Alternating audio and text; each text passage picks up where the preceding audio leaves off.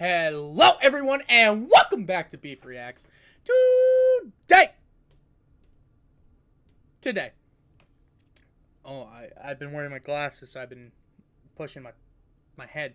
I shaved today, so now you can see me trimmed. So, hi. Today we're gonna be watching Stitch vs. Raccoon, the death battle. Why do you ask? Felt like it. Felt good. Just want to be on that death battle scene. Want to be dying it up, battling it up. Stitch vs. Raccoon. Who do I think's gonna win? Probably the Raccoon with an arsenal and part of the Marvel lore, and not Stitch, who is a alien dog who I really want to have. Are they including the TV show? Because if they're including the TV show, then maybe we got something going here.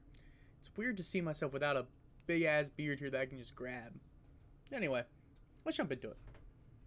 This episode is sponsored by BetterHelp and... Oh, question of the day. This year is 4th of July. What's your favorite firework? I like little pops that you throw at people's feet. Like, bah, bah. It's a lot of fun because, you know, I'm great. Stitch, Disney's Extraordinary Experiment 626. Rocket, Yeah. Marvel's murderous mercenary mustelid. Those are like weasels and ferrets and raccoons. You know, Thank you. because he's a... Just Thank you. I did not know that. I appreciate you for because that. you're cute and fluffy doesn't mean you aren't the deadliest thing in the universe. Yes! Whiz and I'm Boomstick. And Okay. it's our job to analyze their weapons, armor, and skills to find out who would win a death battle. I should rewatch In Lilo the and Stitch. distant reach... Side note. Lilo and Stitch, great movie. Lilo and Stitch 2, Stitch gets a glitch. It's okay. Leroy and Stitch, where they have the little pink Stitch, who is the love interest for some reason, because I don't know why they need to give him a love interest. Also cute. Fuck what you say. I don't care. of outer space, the mad scientist Jumba Jukiba was accused of illegal genetic experimentation. He took the galaxy's most fearsome, most dangerous, most absolutely purely black-hearted evil creatures and smushed them all together. A great That's man with awesome. a vision, persecuted by spineless know-nothing bureaucrats. The Thank you! result? Thank you! Yes! Yes! Fuck bureaucrats! I am very anti-red tape on most things.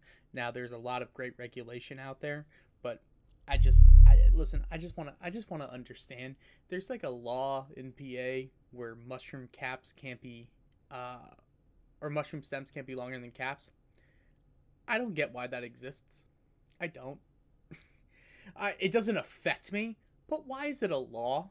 Why is there a law that you can't push a moose out of an airplane? Like, yeah, there's a law because somebody probably did it and they were dumb. And, like, laws exist. But it's like every time... If you just make a law every time somebody's fucking stupid...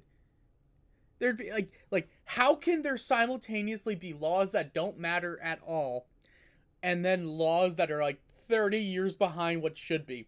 The fact that there's not really much regulation going into deep faking or doing something, or, like, you create such a large free speech issue with the idea of, like,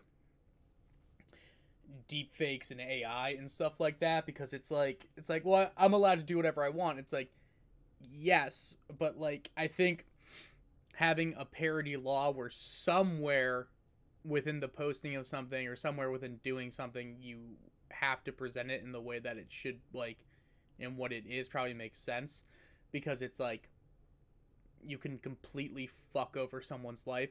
And before you, like, I know we're talking about government, but let's just be real.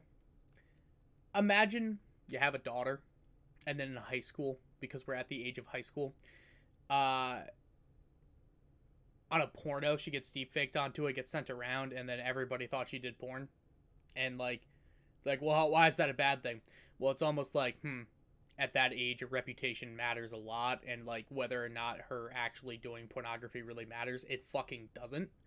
But, like, she's a minor. They're showing or presenting sexually explicit content of a minor to other people. It's fucked up when you get nudes from a girl and then send them to everyone around town, so why would it be any less fucked up to do that? It's like, well, that doesn't happen. Yeah, sure. But if it happens once, if I can see AOC getting her back fucking blown out, you can literally create a false reality within an echo chamber now. And instead of trying to do anything against that, it is some bullshit. There's some bullshit.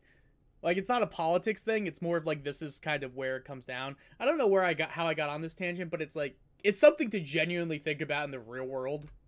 Just saying. This man with a vision, persecuted by spineless bureaucrats. bureaucrats. Fuck yeah! Fuck the bureaucrats! Experiment 626. King. You can just call him Stitch. I love him.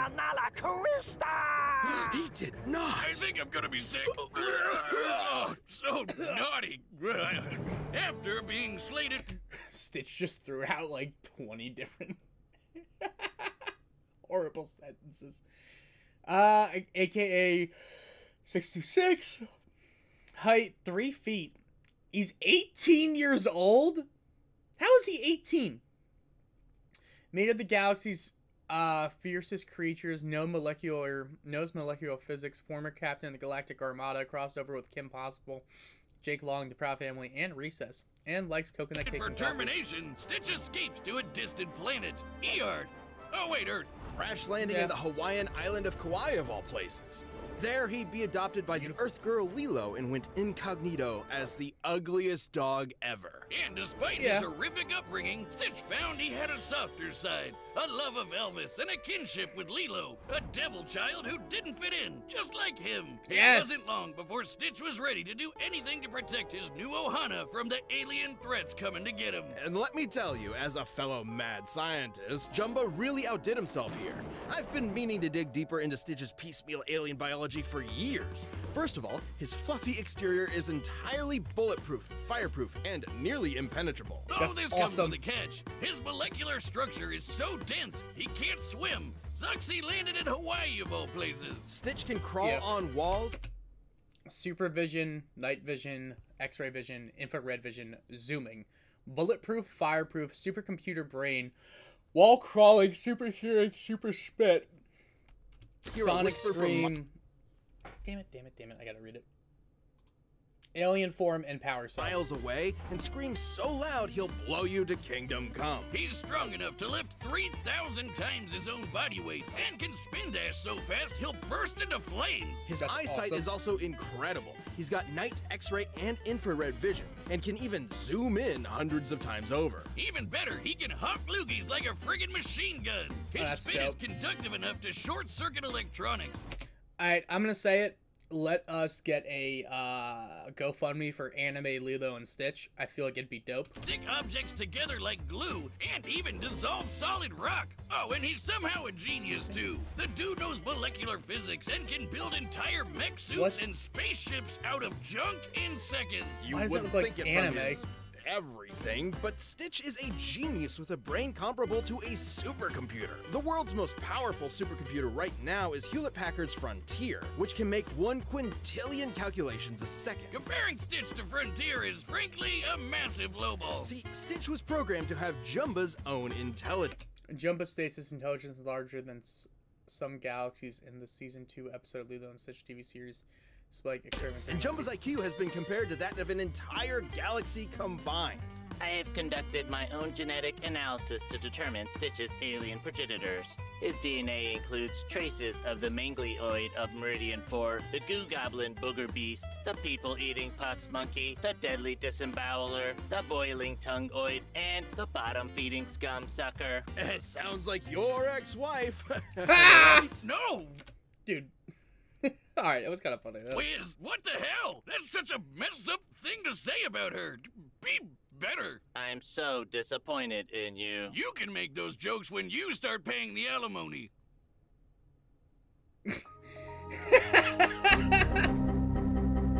Still using old Windows? How do I not currently have an ad blocker on? I 100% should. Promise for next video. Well, Stitch's incredible buffet of alien DNA is supported by a power cell embedded in his body, fueled by the energy of 2 colliding planets. What? Huh? Colliding planets! Are you coming back? No? F*** you! Okay. He's got a jetpack. Free. Plasma blaster, ammo types, plasma glue, laser rocket, net grapple, anti-heat foam, jetpack, freezeway grenades, seismotron, laser shield, underwater suit. Grenades, and a seismotronic 200. They have a which fucking can make comic book? sandwiches gigantic. Oh, and shrink enemies. That's cool too. Yeah, but Stitch was a one-fluff army, and he proved it when everyone from the Galactic Federation to the dastardly Dr. Hamsterville came to pick a fight with him. Including all of Jumba's experiments. Yeah, 626 isn't just some random number. There are hundreds of these little bastards running around. More trouble-making cousins to add to his growing ohana. Though he had to pacify many of them first, like Slushy, who can create a snowstorm that covered all of Kauai. Or Richter, who can split the Earth in half and shatter planet-busting asteroids. And Jumba stated that Stitch was the most destructive, unstoppable... Jumba has stated multiple times that Stitch is his strongest and greatest experiment. This not only includes Holio, but Experiment 607, which Jumba stated could destroy the universe by collapsing it onto itself, leaving on Stitch. monster the universe has ever seen. Even more dangerous than Holio, who can create a black hole large enough to consume the entire universe. Speaking of black holes, in the anime, yes, there's a Lilo. There is an anime? That's awesome! Fuck yes! We are gonna get on the Lilo and Stitch anime. That's so fucking hype. In continuation of the original series, and was officially dubbed. Stitch anime, Stitch once piloted a ship carrying a supernova bomb strong enough to wipe out a galaxy and flew it into a black hole. That's so hype. And the black hole. The strongest of Jumba Jukiba's experiments helped to find a home for 624 other experiments. 1 million degree black belt. Built a mech suit in 5 seconds, threw a giant laser into space, survived being inside 2 black holes, saved the universe numerous times. Defeated Gantu, Hamsterville, Leroy, Delia, Dark End, and most of his cousins. Gotcha. Oh, both exploded on top of him, and he popped out no worse for the wear. You know, like you do. Another time, he piloted a ship to a different black hole in less than 2 minutes. It's unclear exactly how far this was, but the average distance between stars is about 5 light years. That means his ship would have had to have been flying at over 1 million times the speed of light. And when he's filled with love for his ohana, the power cell inside Stitch surges incalculably. He used this to defeat Dark End. I don't believe that's real. That sounds ridiculous. That sounds so anime, and I fucking love it. Experiment explicitly made to be stronger than Stitch, who had just defeated 4 Stitch clones on his own. And Stitch completely annihilated him. He knocked Dark End into outer space so hard he dislodged a city-sized space station. You know, like you do. He's even managed to worm his way into completely different Disney properties. Oh god, we don't have another Deadpool on our hands, do we? With Stitch around, Lilo, Nani, and the inhabitants of Earth couldn't be safer. Surf's up for everyone's favorite blue fuzzball of death. So, my one dog Moose, I call him, what is it, like Muska Theodore Stitch III? Because he looks so much like Stitch. He has the bug eyes going. One day I'll post a photo of him. There's photos of him in, like, the Discord. Also, join the Discord if you haven't already. It's 18+. It's a good time. We always vibe. We try to do stuff every now and then. So if you want to be a part of a video or just kind of hang out, watch along, do something, let me know.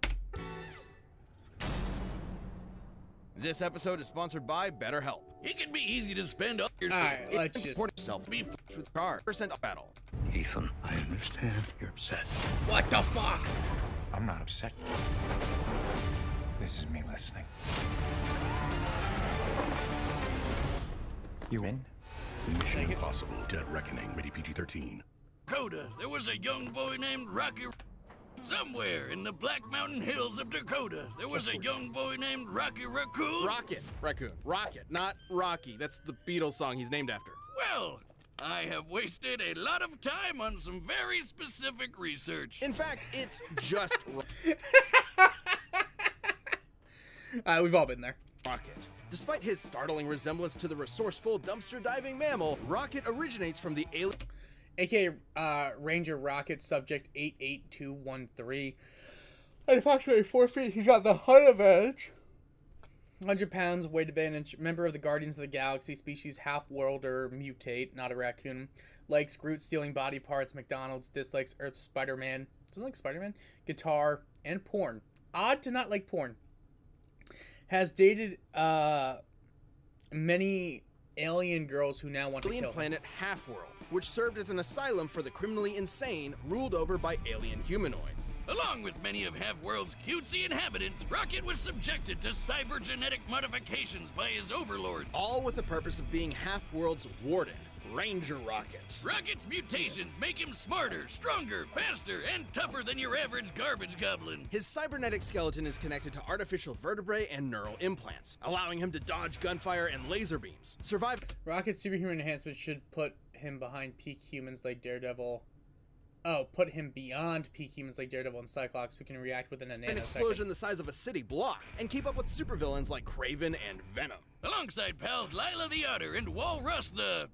Yeah, Rocket battled the mercenary Blackjack O'Hare and killer clowns and saved the day time and time again. I bet you're wondering what the hell this has to do with Guardians of the Galaxy. In a convoluted editorial effort to reboot his character, Rocket left Half-World to become a mercenary and had his memories suppressed. After a betrayal by his otter lover, a different one, he has a thing for otters, Rocket was sent to jail.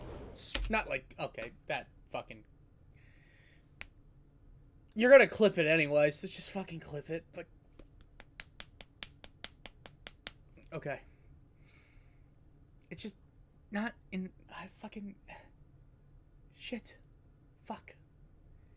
Just like, I think it's cool that otters, they just dive down into the ocean, they find like little shell things, put it on their chest, and they just take a rock and beat the fuck out of their...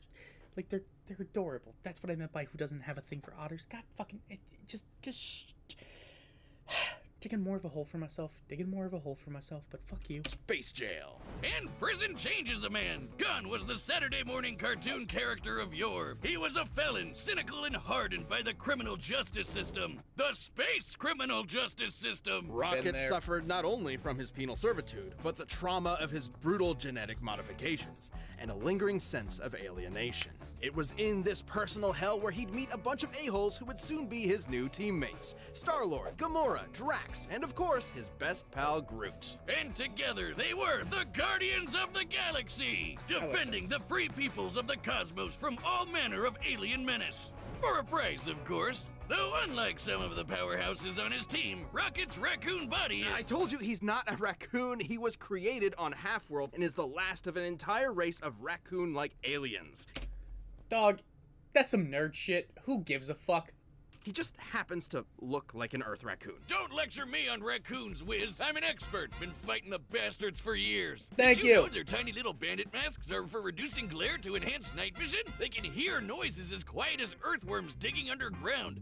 And about 2/3 of the sensory perception part of their cerebral cortex is devoted to their tactile impulses. That's why they grab shit with their tiny little hands. All perfectly suited to a nimble, stealthy glass cannon like Rocket. Yeah, 'cause he's a raccoon. As I was saying, Rocket enhanced physicality and senses, enhanced intellect, sharp teeth and claws, skills, tactics, demolition, marksmanship, engineering, mechanics, hacking, programming, infiltration, theft, martial arts, acrobatics, and medicine. Became the team's resident grease monkey, specializing in all things technology and engineering. And fittingly, his specialty in combat is firearms. Yeah, that sounds like my cue, Wiz. Okay, so here's my only question. How is that? I don't see how that beats Stitch yet. It's built giant mechs, cobbled together random junk for an improvised flamethrower, and casually slapped together a bomb strong enough to destroy a moon. In Guardians of the Galaxy Volume 3, MCU's special and origins are handled differently than the comic are announced as primarily on the original source material. Okay. Oh, and he's got every kind of hand cannon imaginable. Pistols, machine guns, miniguns, rifles, rocket launchers, plasma guns, laser guns, and my favorite, the melon popper, where melon means head and pop means... kabam! That melon belonged to a Super Skrull, one of the deadliest warriors in the Marvel Universe. With the combined abilities of the Fantastic Four, including the Thing, who survived a blast from the power cosmic that could split a planet in two. Yeah, Rocket's weapons are crazy, like the Rampart armed face. Various firearms of immense power: pistols, shotguns, miniguns, lasers, and plasma guns, rocket and grenade launchers, Rampart arms, phasic cannons, flamethrower, electricity guns, sonic guns, vehicles, rack and ruin, jetpack, transforming motorcycle, Gundam suit, bombs, swords and knives, rocket-propelled hammer, energy barrier projector, azalian acid capsules, timely ink shipment processing analysis device, PIM particle canister, antimatter charges, orbital weapon stash.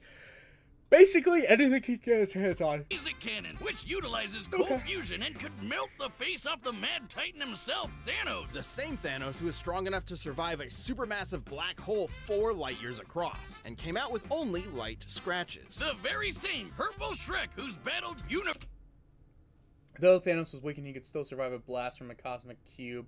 Overpowered Drax. Rocket states Thanos' full strength is necessary to withstand the weapon, implying that anything less would be insufficient. Busters and beyond, like Thor, Hulk, and Odin. If Thanos can walk through attacks from a dude who can shake the multiverse and Rocket's guns can hurt him, I'm gonna need one of those puppies under my pillow ASAP. And similar weaponry to what Rockets use can operate down to the picosecond, which is 1/trillionth of a second. He can access all of these goodies at any time from his orbital stash. A remote-controlled satellite that'll deliver anything he wants lickety-split. Rocket can zoom through the sky on his rocket. Blew up the moon. One shot of the progenitors. Threatened to kill Thanos multiple times. Regularly destroys Groot's body. Blew off a Super Skrull's head. Fought an entire planet's population. Harmed Gardener and Elder of the Universe. Outsmarted Star Thief and Kraven the Hunter. Defeated Blackjack, O'Hare, and Maximilian.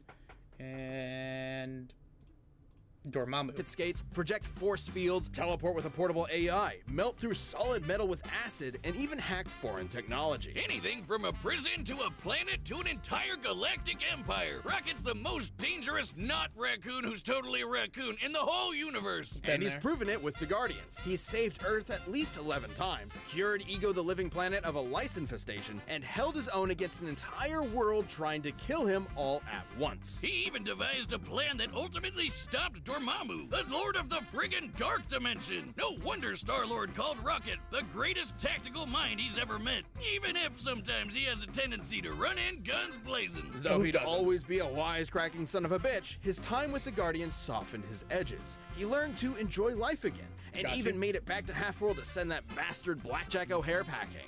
And even though he clearly is one, whatever you do, don't call him a raccoon, because there's nowhere in the galaxy to hide from this gun-toting mother flarker. I'm not gonna lie, he's kind of dope. Who do I think is gonna win this? I'm still thinking Stitch. They've given so much more credits to Stitch, but maybe tactically.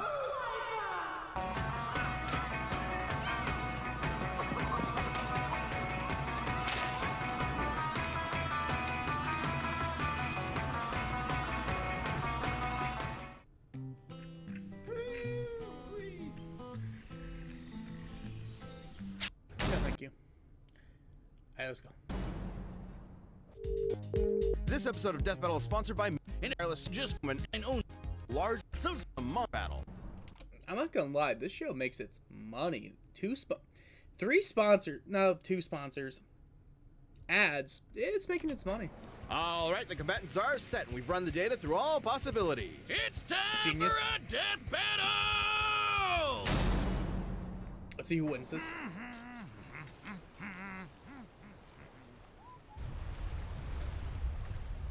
Oh, they did it where there's water. Aloha, welcome to Space Hawaii.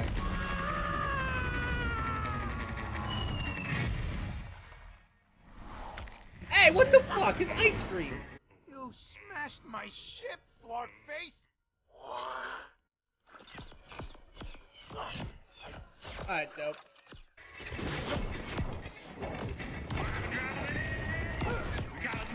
I like how they just look like they're playing with each other. I also, if it wasn't clear, I think Stitch is winning this handedly. Poor monster! What did you say about my mother?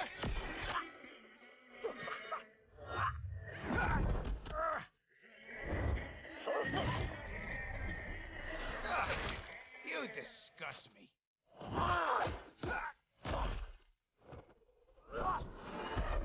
Oh, damn! I'm giving it to Stitch. When did he have time to make those?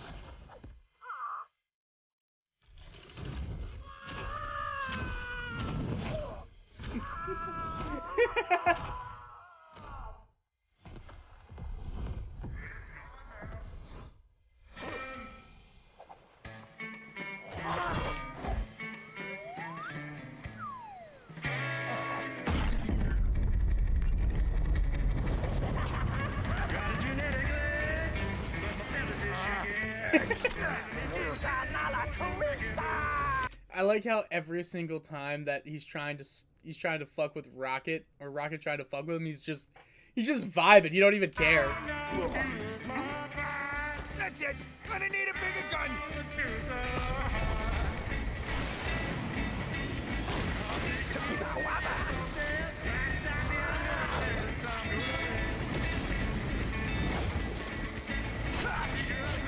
Bro's just having fun. Come to Papa. I guess you could call this my Thanos Buster. It's hunting season now, Buzzball.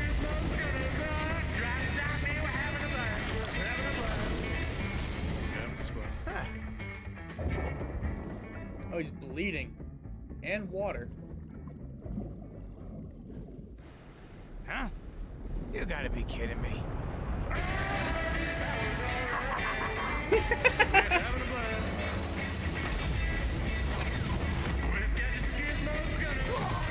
I was gonna say, Stitch didn't hit him once.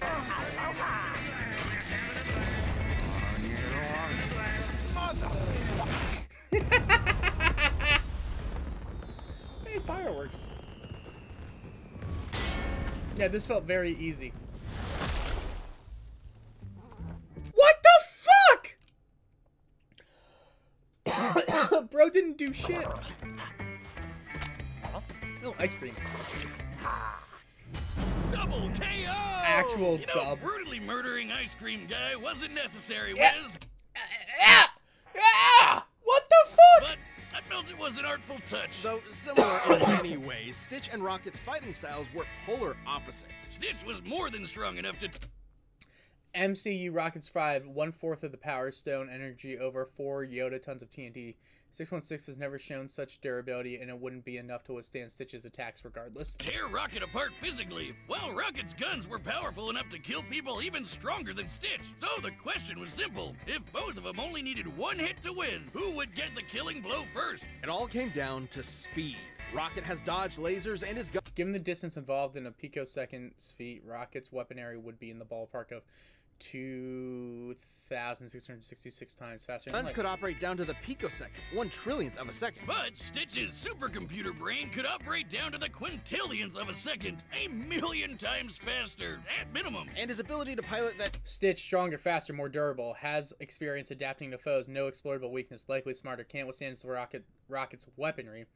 Rocket, greater firepower, larger and more versatile arsenal. He's physically outmatched, and he has he's more reliant on equipment, and he's more reckless. ship at over 1,000,000 times the speed of light meant that he more than had the reaction speed to dodge anything Rocket threw at him. Rocket's tactical brilliance meant he could keep Stitch at bay with tricks for a while, but he couldn't reliably seal the deal. Despite being a little blue goblin, Stitch usually stays level-headed in a fight, whereas Rocket can be way more impulsive. And frankly, Stitch is probably even smarter considering he has the combined IQ of an entire galaxy. One slip up from Rocket is all Stitch would need to end the fight. Rocket's arsenal was absolutely bonkers to be sure, but Stitch's superior speed, physical strength, and unbelievable intelligence gave him the win. It's all Looks fair. like this Rocket's blasting off again! The winner. That's Pokemon. What's going on? What's going on?